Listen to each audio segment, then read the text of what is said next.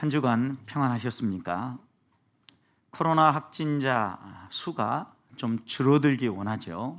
그런데 계속해서 우리가 원하는 만큼 줄어들지 않고 사회적 거리두기 또 계속해서 이렇게 연장되어 갑니다. 이럴 때마다 우리의 마음 가운데 여러 가지 불편함도 생기고 좀 빨리 해결됐으면 하는 조급함도 우리에게 다가옵니다. 그리고 주변에 변화되어지는 환경, 추웠던 날씨들이 좀 따뜻하고 훈훈한 봄바람과 함께 불어올 때 산책도 하고 싶고 오랫동안 못 만났던 사람들 만나고 싶은 마음도 우리의 마음에 드는데 지금은 조금 더 경계하고 조심해야 될 때인 것 같습니다. 아무래도 우리 주변에 여전히 무증상 감염자들이 있고 우리도 모르는 사이에 감염이 이루어지는 일들이 일어나고 있기 때문에 조금은 우리가 조심해야 될 때가 아닌가라는 생각이 듭니다. 이럴 때 우리를 낙심하고 또 정말 절망할 수밖에 없는 환경 가운데서도 소망 가운데 다시 일어서게 해주는 은혜가 있다면 주님의 십자가와 부활이라고 생각을 합니다. 주님의 십자가와 부활을 깊이 묵상하는 초대교회부터 시작된 전통이 있는데 우리는 그것을 사순절이라고 이야기를 합니다. 사순이라는 표현이 우리에게 전달해 주는 의미처럼 40일 동안 지킨다, 그래서 사순절 이렇게 정리를 했는데요.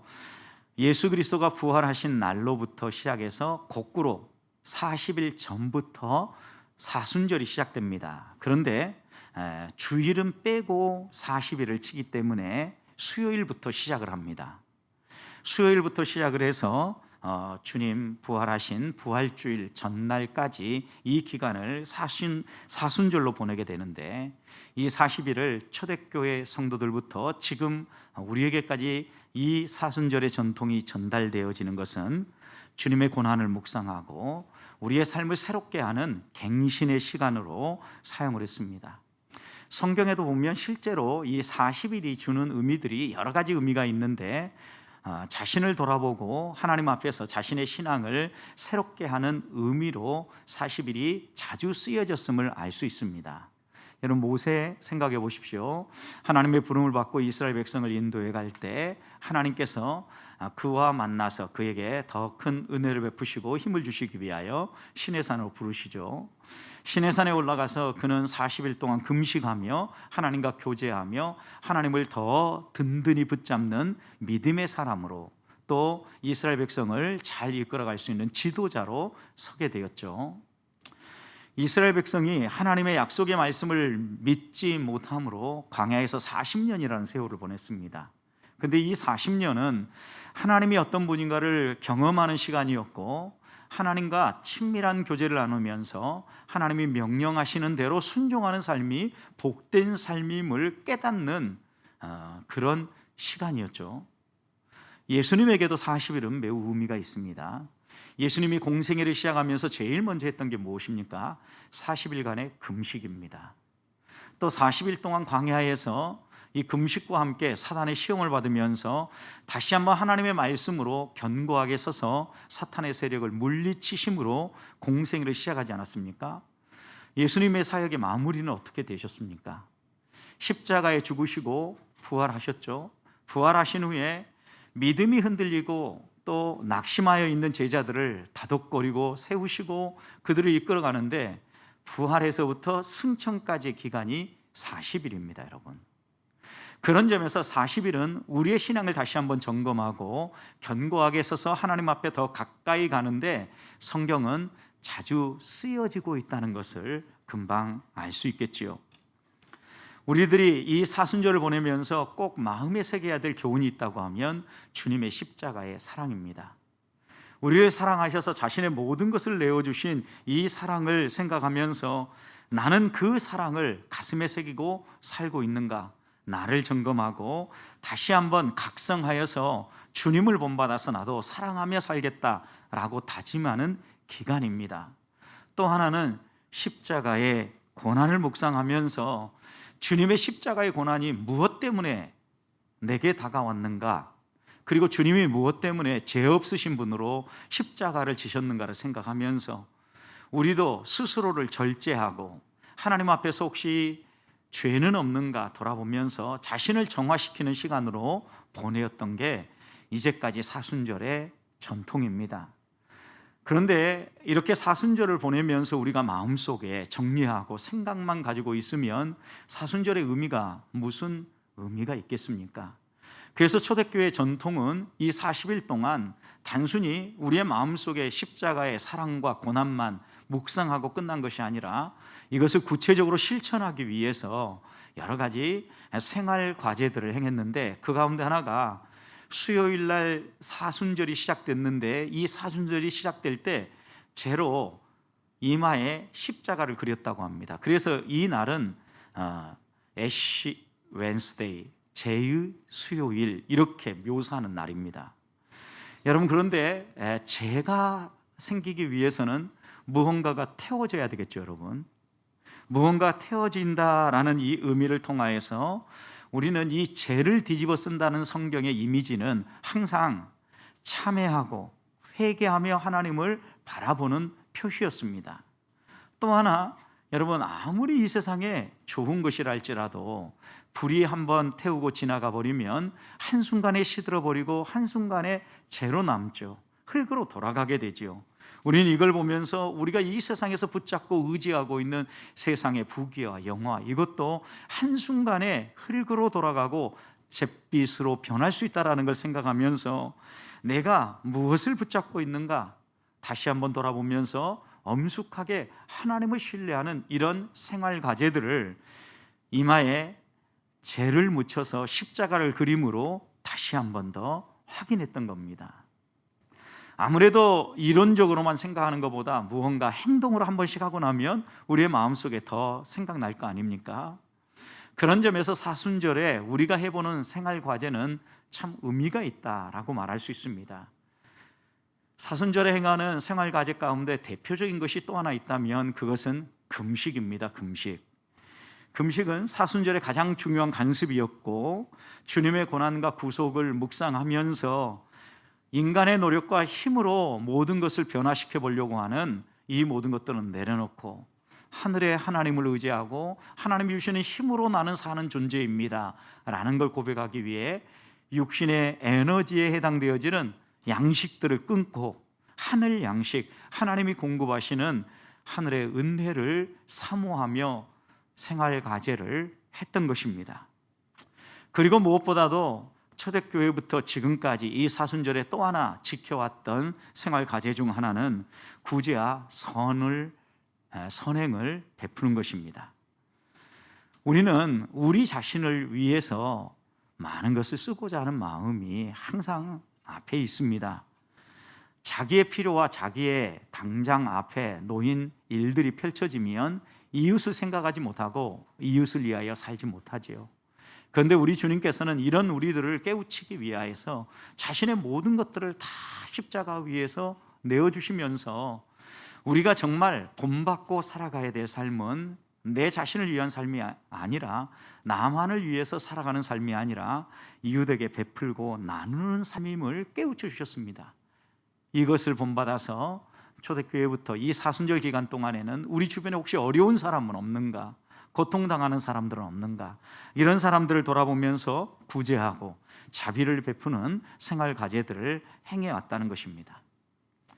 성도 여러분, 하나님 나라는 말에 있지 않습니다. 하나님 나라의 능력은 하나님의 말씀을 신뢰하고 실천하는 데 있습니다. 그래서 초대교회부터 계속해서 하나님의 말씀을 깨닫고 묵상했다면 그 말씀대로 살아가고자 또 생활 과제들을 하나하나씩 설정하고 지켜내려고 예를 썼던 겁니다. 사랑하는 성도 여러분, 사순절 네 번째 주일을 보내면서 주님의 십자가 사랑과 고난을 묵상할 때 여러분 마음 가운데는 어떤 마음이 있습니까? 하나님을 향한 감사와 찬양이 있으십니까? 그 감사와 찬양이 우리의 입술에 머물지 아니하고 우리의 손과 우리의 발로 표현되어져서 하나님만 의지하고 살아가는 분명한 삶의 모습이 있을 뿐만 아니라 하나님 우리에게 주신 것이 있다면 우리 주변에 있는 사람들과 하나하나 나누며 하나님의 사랑을 실천해 갈 수 있는 이 사순절이 될 수 있기를 주님의 이름으로 축복합니다. 그렇다고 하면 주님께서 십자가 위에서 죽으심으로 우리에게 이루어 주시려고 했던 은혜의 선물은 무엇입니까? 오늘 본문의 말씀에서 예수님이 십자가 위에서 부활하심으로 멸하고 꺾고자 했던 것은 무엇입니까? 첫 번째는 사탄의 권세입니다. 21절 말씀을 보십시오. 사망이 한 사람으로 말미암았다라고 이야기하지 않습니까? 이 땅에 사망이 들어오고 모든 사람이 죽을 수밖에 없는 이 숙명은 한 사람의 불순종 아담의 범죄로 말미암아 시작되었죠. 사단이 하와를 유혹했습니다. 하에서 멈추지 아니하고 이 하와가 아담에게 또다시 선악과를 주므로 사탄은 하만이 아니라 인류의 조상 아담이 범죄하게 한 것이죠. 그래서 아담 이후에 태어난 모든 인간은 아담의 이 죄가 유전되어지고 전가되어져서 어쩔 수 없이 이 땅을 살아갈 때 죄 가운데 살아갈 수밖에 없는 존재가 되었습니다. 그래서 모든 사람들이 죽음을 맛볼 수밖에 없는 이런 상황에 빠졌다는 거죠. 하나님께서 우리를 구원하기 위해서 구원의 길을 열어주시고 애굽의 속박 아래 있는 이스라엘 백성을 구원하셔서 언약의 말씀을 주시고 이 말씀대로 살 때 하나님 백성답게 살아갈 수 있다라고 분명히 말씀해 주셨음에도 불구하고 구약의 백성들은 실패하고 넘어지지요. 그래서 하나님께서는 우리에게 아들을 내어주시면서 이제는 우리를 올가매고 있는 이 사망 권세를 깨트려서 참된 자유, 하나님의 백성답게 살아갈 수 있는 길을 열어주시고자 했다는 겁니다. 그래서 바울은 로마서 5장 14절에서 이렇게 얘기합니다. 아담의 범죄와 같은 죄를 짓지 아니한 자들까지도 사망이 왕노릇하는 시대가 우리가 살아가고 있는 시대다라고 말하고 있다는 겁니다. 여러분, 우리들이 왜 아담과 같은 죄를 짓지 않음에도 불구하고 은근히 우리 안에서 죄가 드러나고 또 하나님을 대적하는 이런 행동들이 나타나느냐는 거죠. 아담이 범죄한 이후에 이 인류 가운데에는 사망이 왕노릇하고 사망이 우리를 지배하고 사망이 우리를 움직이기 때문에 그렇다는 겁니다. 사망이 어떤 존재입니까? 사탄의 세력이죠, 여러분. 이 땅에 죽음을 가져온 존재는 사탄이죠. 우리 하나님은 우리에게 생명을 주시기 원하시죠. 그런데 사탄은 우리를 유혹하고 넘어뜨려서 누구나 다 이 죽음 가운데 빠지기를 원하는 거죠. 여러분들, 성경에서요, 죽음이라고 표현할 때와 사망이라고 표현할 때가 좀 다르다라는 것을 기억하셔야 됩니다.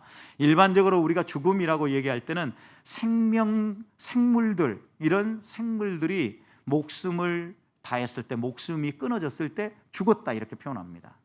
그런데 인간은 재미있게도 죽었다라는 표현도 쓰지만 인간의 목숨이 끊어졌을 때에는 사망했다라고 표현합니다. 세상의 동물이 죽었을 때 사망했다 이런 표현 잘 안 쓰죠, 여러분. 그래서 이런 죽음과 사망을 성경은 철저하게 구분하는데요, 무엇보다도 사망이라는 단어를 쓸 때 성경은요, 영과 육이 분리되는 거예요. 여러분, 동물에게는 짐승에게는 영이 없잖아요. 그러니까 사망이라는 단어를 성경에 안 쓰는 거예요. 죽었다라고 죽음이라는 표현을 쓰지만요, 여러분, 적어도 성경이 사망이라고 얘기할 때는 영과 육이 분리되는 건데, 영과 육이 분리되는 이런 것만 사망이라고 얘기하는 것이 아니라 사탄의 세력에 대해서도 사망 권세다, 사망이다 이렇게 묘사한다는 겁니다. 죄로 인하여서 우리의 삶에 펼쳐지는 모든 인간의 비참함, 이런 것들을 성경은 때때로 사망이다 이렇게 묘사한다는 겁니다. 따라서 우리들이 다시 한 번 더 마음에 새겨야 될 것은 오늘 26절 말씀을 보십시오. 우리 주님께서 이 사망을 꺾기 위해서 이렇게 말씀합니다. 맨 나중에 멸망받을 온수는 사망이니라. 주님께서 십자가 위에서 죽으시고 부활함으로 꺾고자 하셨던 것은 이 사망이죠. 죄에 싹신 사망을 맨 나중에 멸망받을 온수라고 묘사하는 것은 우리 주님께서 십자가 위에서 죽으시고 부활하심으로 꺾고자 했던 것이 사망이었다라고 말씀하는 겁니다. 우리로 하여금 죄짓게 만들고 죽음의 공포 가운데 두려워하게 만드는 이런 사탄의 세력을 꺾으시기 위해서 십자가에 죽으시고 부활하셨다는 겁니다. 그래서 예수님께서 성육신하신 이유를 히브리서 저자는 히브리서 2장 14절 15절에서 이렇게 증거합니다. 자녀들은 혈과 육에 속하였음에 그도 또한 같은 모양으로 혈과 육을 함께 지니심은 죽음을 통하여 죽음의 세력을 잡은 자 곧 마귀를 멸하시고자 합니다. 주님이 인간의 몸을 입고 혈과 육을, 인간의 모양을 입고 이 땅에 오신 이유는 우리를 죽음으로 두렵게 만들고 우리를 속박하고 있는 이런 마귀를 멸하기 위해서 육신의 몸을 입고 이 땅에 오셨다는 거예요. 십자가에 죽고 부활하기 위해서 오셨다는 거죠. 그러면서 15절에서 이렇게 증언하지요. 죽기를 무서워함으로 한평생 매어 종노릇하는 모든 자들을 놓아주려 하심이라. 하나님이요, 십자가 위에서 사망 권세를 깨트림으로 말미암아 우리에게 주시려고 한 것은요, 참된 자유예요. 더 이상 사망에 얽매여서 죽음의 공포 가운데 두려워하지 않도록 하나님께서는 예수 그리스도를 십자가에 매달 그리고 또 부활시켜 주셨다는 겁니다. 그런데 이런 부활의 능력, 사탄의 권세를 깨트리고 참된 자유를 누리며 살아가는 삶이요, 저절로 주어지지 않는다는 거예요. 모든 사람에게 주어지지 않는다는 거예요. 그래서 바울은 빌립보서 3장 11절에서 이렇게 증거합니다. 어떻게 해서든지 죽은 자 가운데서 부활에 이르러 한다. 여러분 이 표현 보십시오. 어떻게 해서든지, 어떤 방법을 동원해서든지, 가능하면 어떤 길이 있든지 나는 그 모든 것들을 해서라도 죽음에서 부활로 이르기를 원한다 라고 고백하는 걸 보면 모든 사람이 그냥 저절로 이 부활의 능력을 맛보는 게 아니라는 거죠. 성경은 어떤 사람들에게 이 부활의 능력을 맛볼 수 있도록 해주셨습니까? 예수 그리스도를 믿고 신뢰하고 예수 그리스도에게 자신의 모든 걸 맡기는 사람이죠. 그래서 그리스도 안에서 생명을 얻었다라고 표현하는 거 아니겠습니까? 바울은 언제나 그리스도와 연합된 삶, 그리스도 안에서 이 부활의 능력을 맛보면서 승리하고자, 부활에 이르고자 몸부림치고 애썼다는 거예요. 그래서 이어지는 빌립보서 3장 12절 말씀에서는 이렇게 고백을 합니다. 내가 이미 얻었다 함도 아니요 온전히 이루었다 함도 아니요 오직 내가 그리스도께 잡힌 바 된 그것을 잡으려고 달려가노라 그랬어요. 바울이 애썼다는 거죠. 예수 그리스도가 무엇 때문에 십자가에 죽으시고 부활하셨는지를 깨닫고 난 다음에는 하나님께서 자기에게 주신 사명, 하나님께서 자기에게 맡겨주신 여러 가지 소명을 이루기 위하여서 부단히 달리면서 자신이 부활에 이르기를 힘썼다라는 겁니다. 사랑하는 성도 여러분, 예수님이 십자가 위에서 죄값을 치르시고 3일 만에 부활하심으로 사탄의 권세는 확실히 꺾으셨습니다. 그럼에도 불구하고 수많은 사람들이요, 이런 사탄의 존재를 인정하지 아니하고 사탄이 지금 나를 흔들고 있다는 사실조차도 잊어버린 채 살아가는 경우가 많이 있습니다.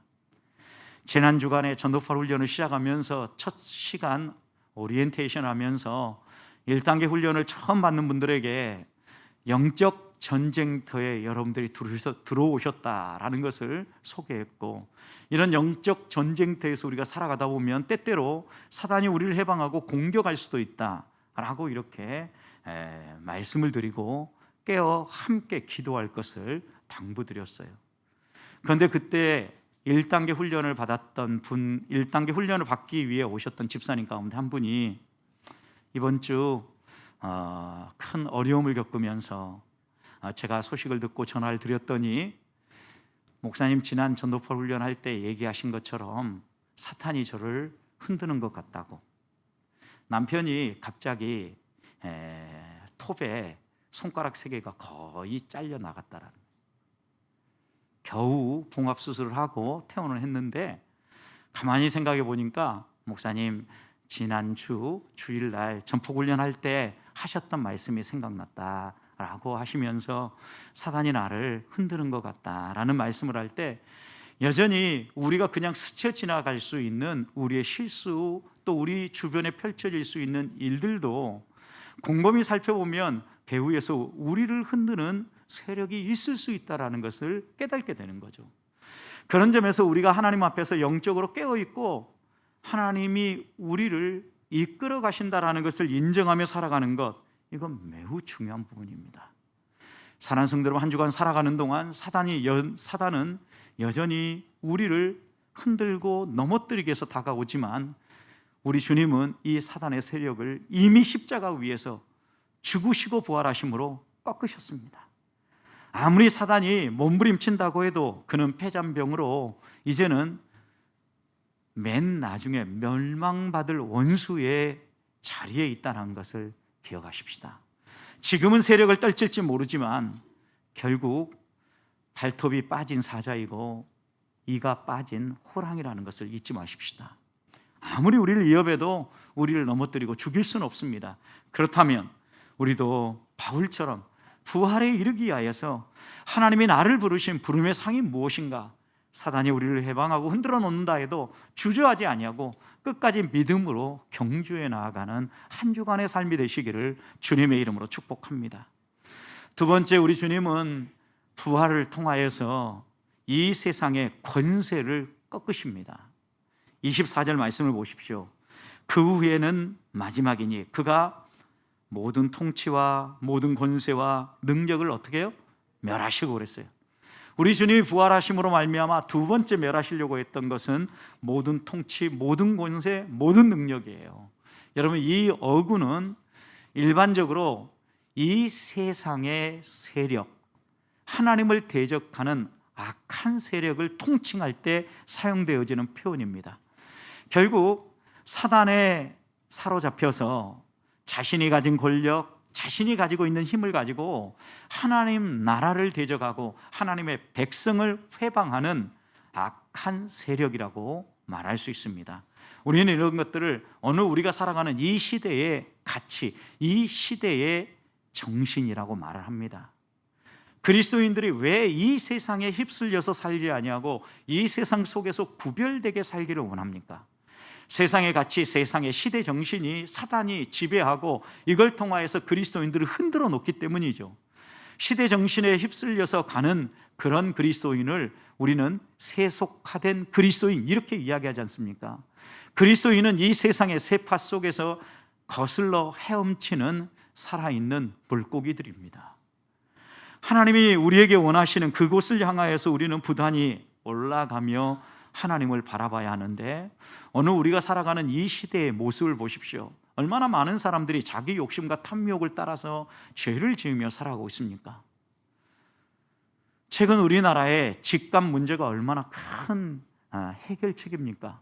치솟는 집값 때문에 정부도 온갖 방법을 동원해서 어떻게 해서라도 이 집값을 좀 안정시켜보고 우리 국민의 주거 환경을 좀 변화시켜보고자 몸부림치는데, 여러분, 이런 일들을 앞장서서 행하는 LH공사의 직원들 보십시오. 여러분, 얼마나 탐욕스럽고 얼마나 가증합니까? 여러분, 겉으로는 국가를 이해하고 또 국민을 이해하는 것처럼 행동하지만 실상은 자신들의 이익과 자신들의 필요를 채우기 위하여서 자신의 직책을 이용하고 자신들의 권리를 이용하는 사악한 모습을 드러내고 있지 않습니까?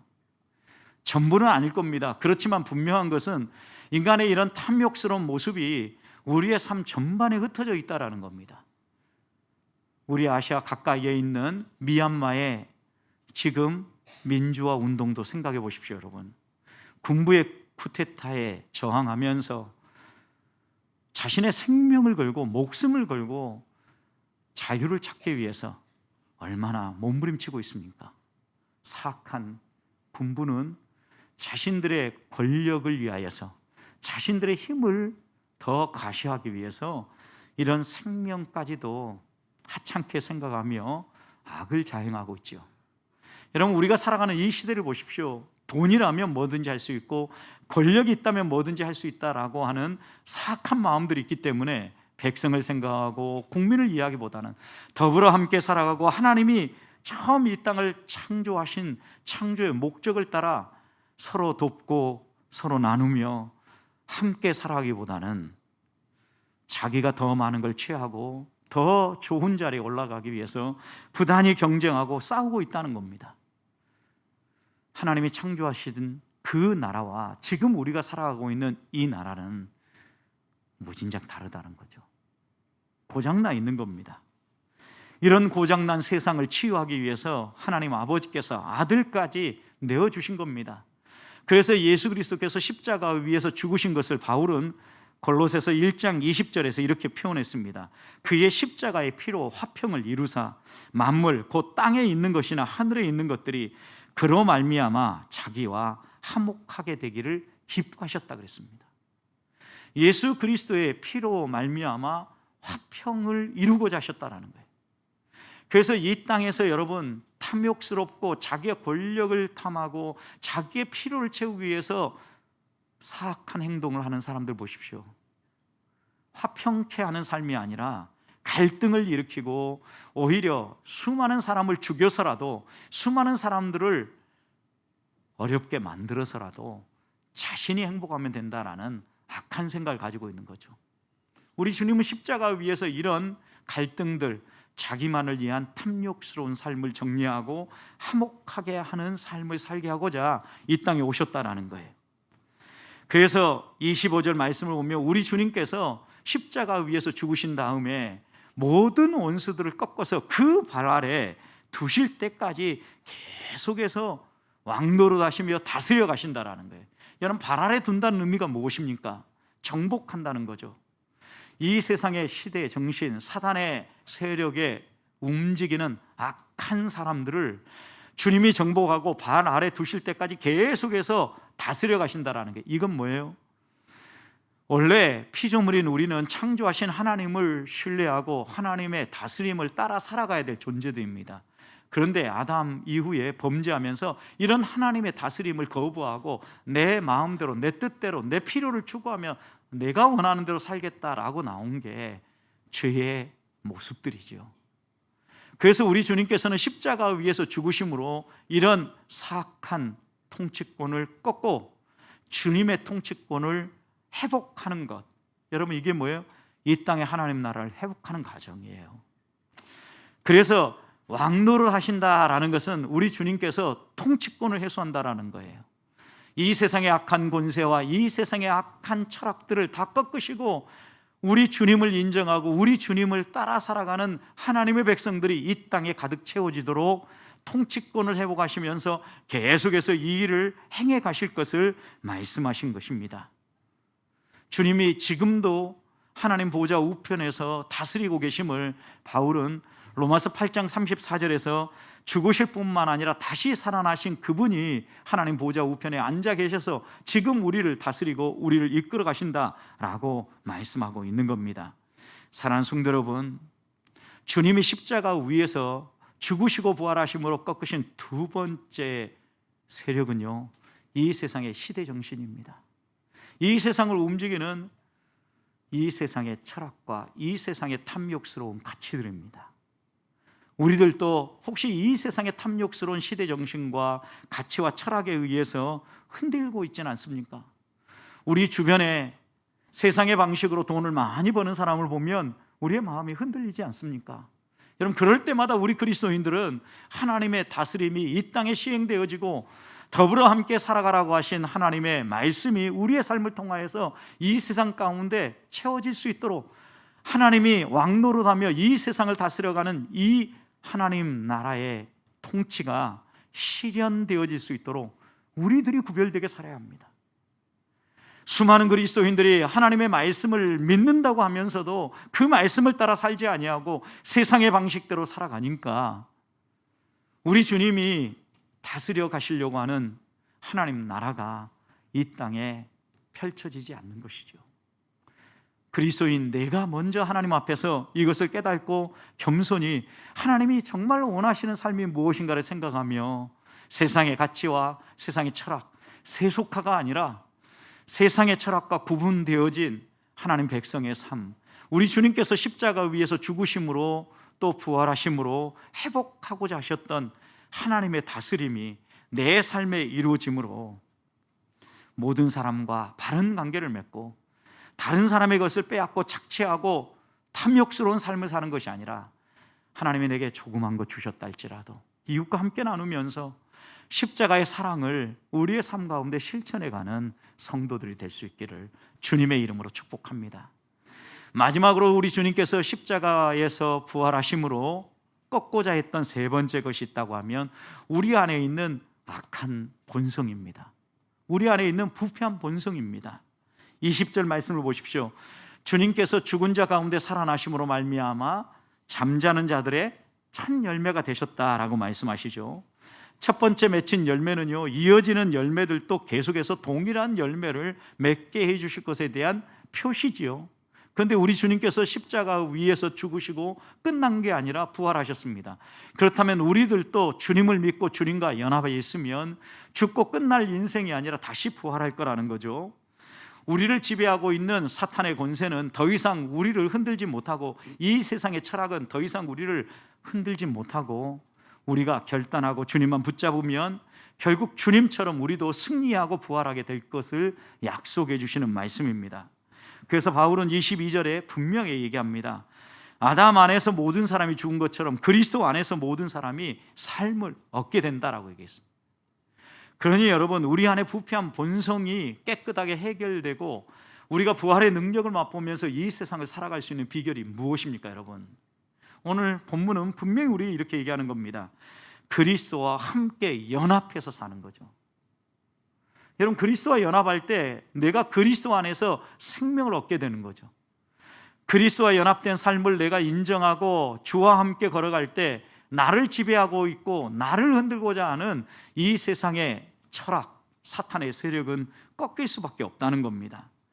그래서 부활하신 주님을 우리가 다시 한번 붙잡으면서 이 사순절을 보내면서 내 안에 부패한 본성이 해결되기 위하여서 첫 번째 점검해야 될 것이 있다면 매일 매순간 나는 주와 동행하고 있는가, 주와 연합된 삶을 살고 있는가, 우리는 물어야 합니다.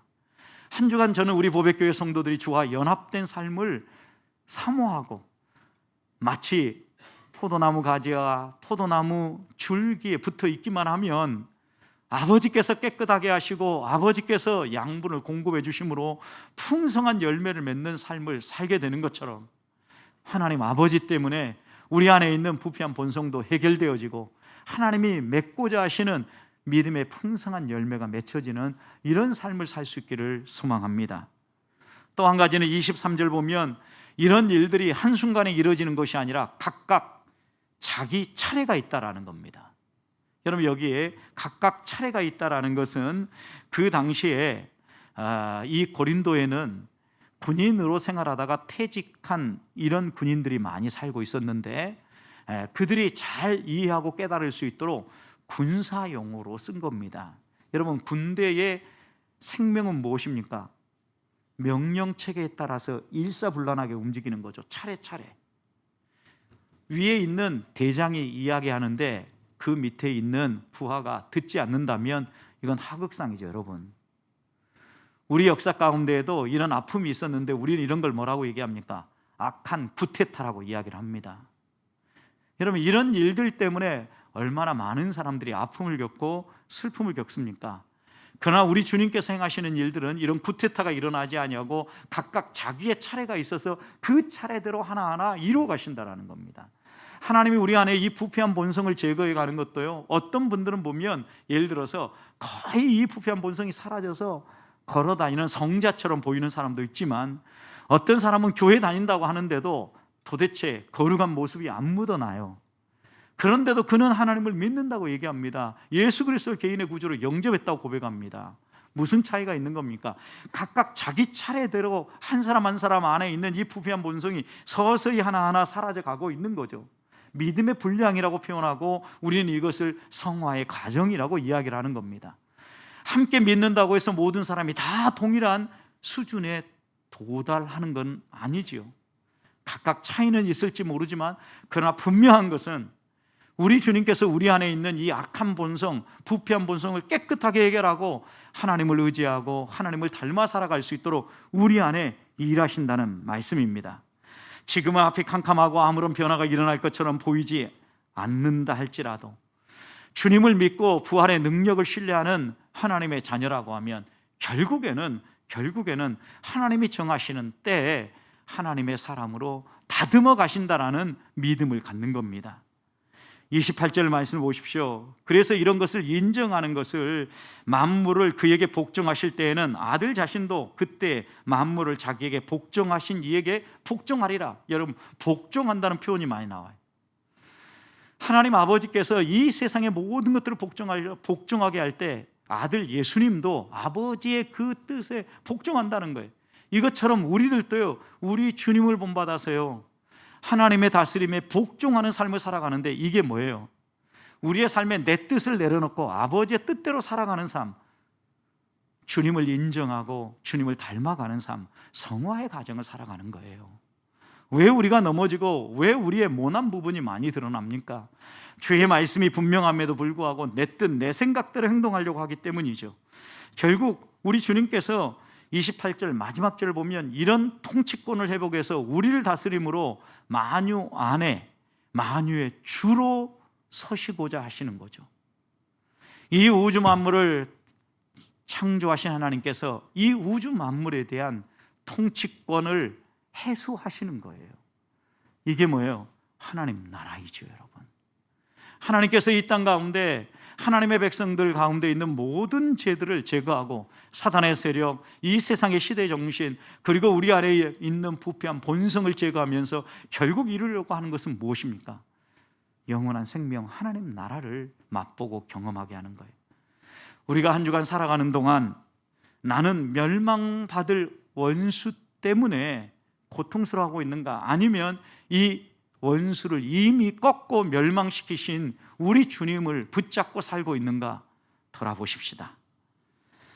아무리 죄가 우리를 흔들고 사단이 아무리 우리를 움직이고 이 세상의 시대 정신이 우리를 유혹한다 할지라도 우리 하나님이 나를 변화시키고 하나님 나라가 내 안에서부터 이 땅 가운데, 그리고 주님의 재림하신 그날 완벽하게 이루어 주실 것을 믿는다고 하면 낙심하지 아니하고 이 하나님 신뢰하며 믿음으로 승리하는 우리 보배교회 성도들이 될 수 있기를, 그래서 멸망받을 원수 때문에 두려워하지 아니하고 오히려 주님 붙잡고 당당하게 살아가는 성도들이 되시기를 주님의 이름으로 축복합니다.